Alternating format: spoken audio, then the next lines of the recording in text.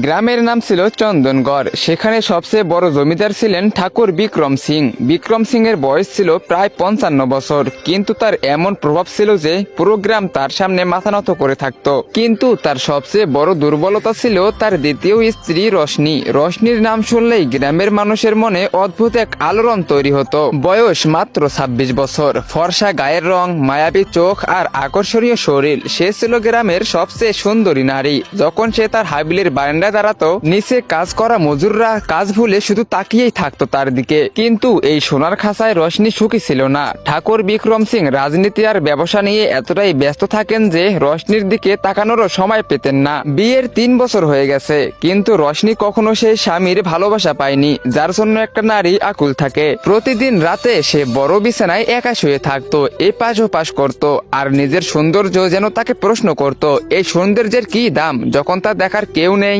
রশনির ভিতরে জমে থাকা আকাঙ্ক্ষা আগুনের মতো জ্বলতে শুরু করছিল। তার দরকার ছিল না দামি গয়না বা কাপড়, সে চাইতো একজন পুরুষের সান্নিধ্য।